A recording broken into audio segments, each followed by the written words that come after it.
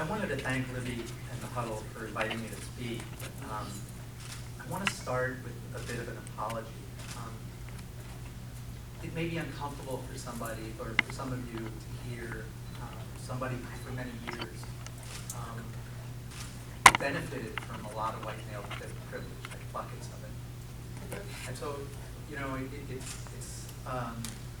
but I wanted to speak, and I accepted Libby's really generous invitation to do it, because I think that my fight is your fight, and I think we have to be really strong together now more than ever.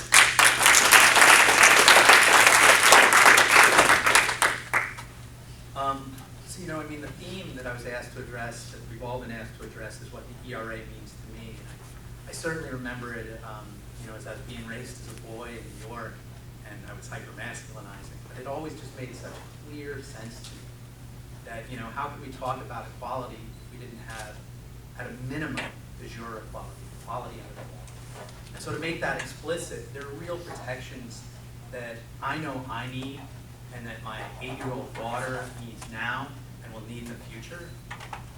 And so I don't want to minimize for 1 minute the importance of a legal bulwark that can protect us, but I think the more important thing it means is legitimacy. If we can't say this in our founding document, in the basis of this country, we don't really have the legitimacy we need to have the real lived equality that we demand and expect. I think we have to have this as a preliminary step. And it's only one step.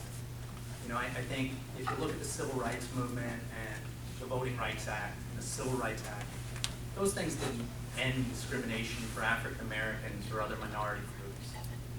They won a lot of rights for women as well, but they didn't end discrimination, but it's a basis and it's a starting point, and it's what conveys the righteousness of our demand. So, you know, that's the start of it, and I guess I'm telling you what you already know, and I don't want to do that, I'm sort of speaker dad. So what I'd like to say is, if I do have some utility in speaking with you all today, I think it's because of my identity as a transgender woman, and because I came to it so late. I knew this and repressed it about myself from the time I was very, very young. And I utterly repressed it for most of my life, and just about at any point, if you'd asked me, I could have passed any lie detector tests, I would have told you, oh no, me, I'm not transgender. Because that's what I forced myself to believe, even though I knew there were times when I dressed in my mother's and then my girlfriend's and then my first wife's clothes and my second wife's clothes. I just hid this from the world because it was too painful to acknowledge. And what did it for me was a kind of typical midlife crisis. And a big part of that midlife crisis had to do with the patriarchal order. Even though for many years I told everyone I was a feminist, I hyper-masculinized. I was, you know, captain of the Marine Corps, an infantry officer, I was captain of the rugby team, boxing. My therapist says I could be done in it.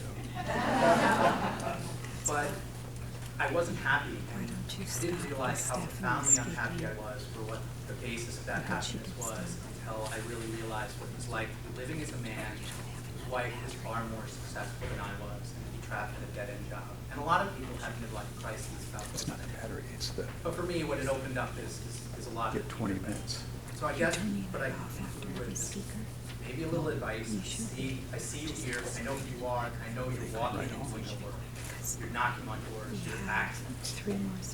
As you do it, I think our fight, passing the ERA, just generally getting equality, if you can find some way not to be captive to your righteous rage that I feel too, but find some way to have a little bit of sympathy and an open heart and be the happy warrior and understand that it's going to be hard for a lot of men to give up what they have and that they're scared and they're nervous. If you can make our righteous points without sounding self-righteous, that's how I think